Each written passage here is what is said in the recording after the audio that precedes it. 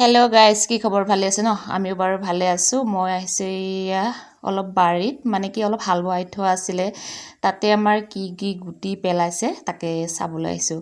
ৰাতিপুৱাই পেলাইছে আৰু বতৰটো আজি ডাৱৰীয়া কৰিছে বাৰু। ইয়াত পেলাইছে গুটি, লাই গুটি, মূলা আৰু ধনিয়া। কিমান কিনি কিনি খাব, কিনি খাই ভাগৰি গৈছোঁ। প্ৰত্যেক আঞ্জাতে মানে কি কিনোতে 40 টকা, 50 টকা, 60 টকা পইচাকে খোৱা যেন লাগে।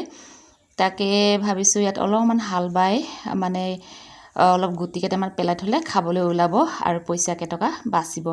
তাকে মই এইখেতে আনিলে ধনিয়া গুটি, লাই আৰু মূলা। ইয়াত পেলাইছে ধনিয়া, গজালি ওলোৱা কিনিলে পায় আজিকালি। তাকে ধনিয়া অলপ পেলাই থৈছে আৰু কাষে কাষে মূলা আৰু লাই পেলাই থৈছে। বেছি সৰহ নহয়, কমকৈ, তথাপিতো মানে অলপ ৰেহাই হ'ব আৰু কিনি খোৱাতকৈ। কিমান কিনি খাব পইচা দি? প্ৰত্যেক দিনটোতে 100 টকা 150 টকা গুচি যায়গৈ, পইচাকে খোৱা যেন লাগে। ইমান দাম হৈছে শাক পাচলিৰ। আৰু অলপমান পথাৰ মানে কি আমাৰ ধান ওলাইছে, অলপমান আপোনালোককো দেখুৱাম কেনেকুৱানো ধান হৈছে। ময়ো চাবলৈ যোৱা নাই, গাইজনী খায়েই নাই, ক্ষীণাই গৈছে। অলপমান পথাৰ বাৰু দেখুৱাম, ধান ওলাইছে। কেইদিনমান পিছত গয়া ধানো কাটিবলৈ হ'ব। তাকে আজি পথাৰটো অকণমান চাওঁ ওচৰত।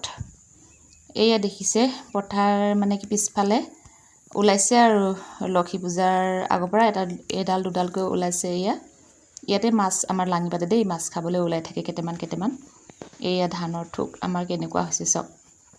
আৰু কাষে কাষে ছাগলীয়ে খাই পেলাইছে, ঘৰৰে ছাগলী। এই ওলাবলৈ চুৰু হৈছে বাৰু ৰঞ্জিত ধান। আৰু আছে গয়াখিনি হ'ব কেইদিনমান পিছত। এয়া হৈছে বৰা ওলাইছে। আৰু মাজে মাজে আগা পিছা হ'ল পানীৰ কাৰণে, আগা পিছা ৰোৱাৰ কাৰণে আগা পিছা ওলাবলৈ ধৰিছে বাৰু। ওলাইছে আৰু এতিয়া ইমান চিজিল নেদেখে, যেতিয়া পকিব তেতিয়াহে ভাল দেখা পায়, পকিলেহে ন। এনেকুৱা হৈ আছে ধান, ওলাইছে আৰু লাহেকৈ। তাৰপিছত আৰু কাষে কাষে গোটেই খাই পেলাইছে। এইখিনি ৰঞ্জিত ধান। আৰু এইজনী আমাৰ কাষতে আছে ছাগলীজনী, ক্ষীণাই গৈছে এইকেইদিন। ঘাঁহ চাহ নাই, বান্ধিবলৈও জাগা নোহোৱা হৈছে। চাৰিওফালে ধান মেলি দিলেও মানুহে মাৰে, আৰু জনী গাই চব বাৰীতে বান্ধি থোৱা খাইছে।